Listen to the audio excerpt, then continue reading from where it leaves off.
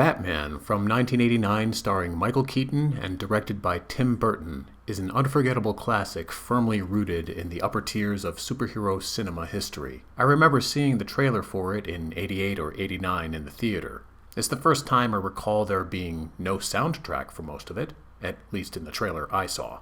There was only dead silence from the audience until the now famous Bat logo appeared on the screen. The only sounds were of the action on screen, the Joker's laugh, and the Batmobile, which we will get to later in this video. But before we do, you know what to do. Hit subscribe, la-di-da. Lots of great content in the pipeline for you.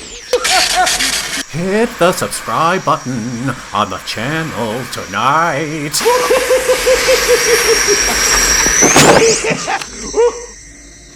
And let me know what you want to see on the channel. Very important. You help shape the future of this channel, and your requests do make a difference. It can be movies, TV series, or even video games. Let me know. Anyway, the reaction to the trailer was riotous. Keep in mind that we hadn't seen a serious, or at least mainstream, Batman property since the original series aired back in the 1960s. So learning there was a movie about the Caped Crusader was tremendously exciting for 80s fans.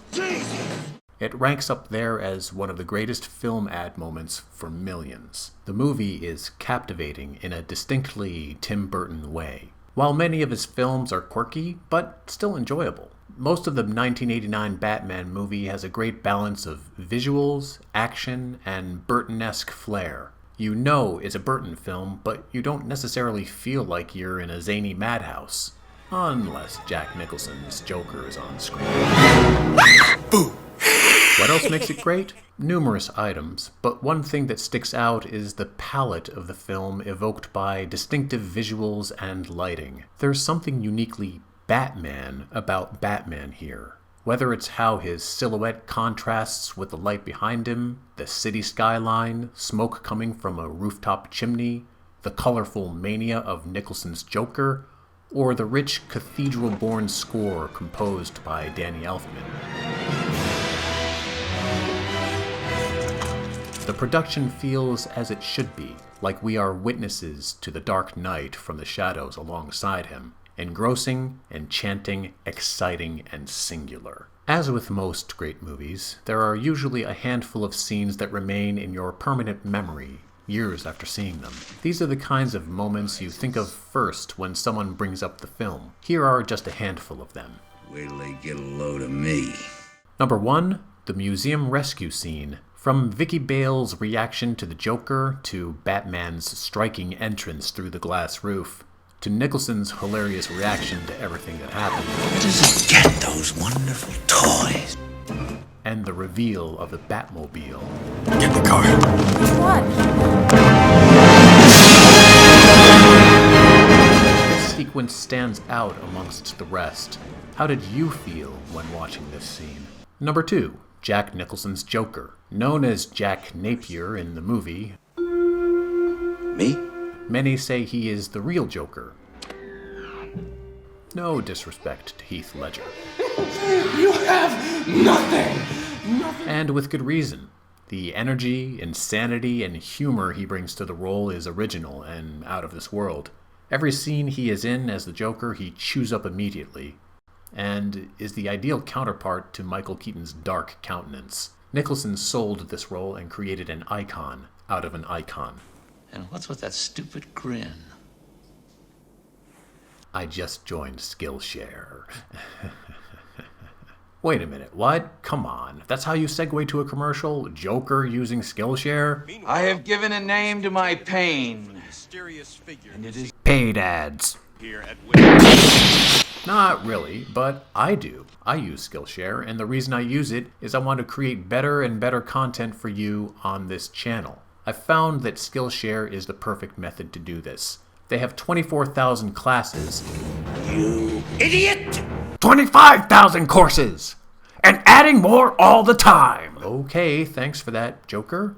More than 24,000 classes on everything you can imagine from vetted experts. From music to crafts, photography, gaming, creative writing, movie direction, UI, UX design, and much, much more. There's really too much for me to mention here, and I want to get back to the video, but if you can think of something you want to learn, it's on Skillshare, and it's really, really cool. And I'd only recommend it if I felt it could benefit you. So, if you want to hone your skills in a particular area, get deeper into that hobby you always wanted to explore, or are just curious and want to help out the channel, join Skillshare today and get a 30-day free trial.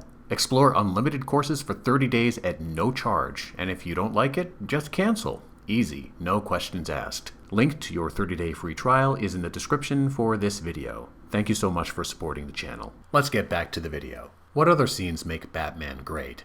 Number 3, related to the last point, the Joker's reveal.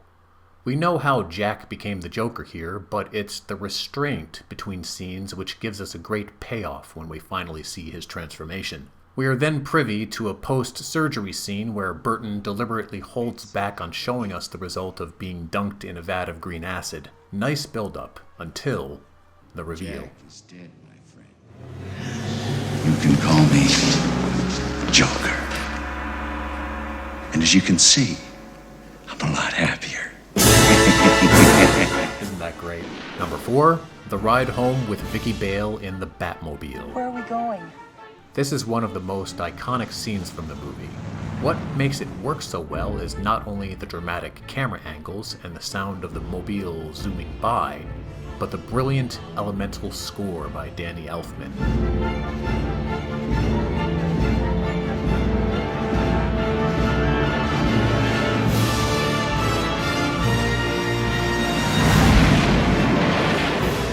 He chooses a chorus seemingly lifted from Carl Orff's Carmina Burana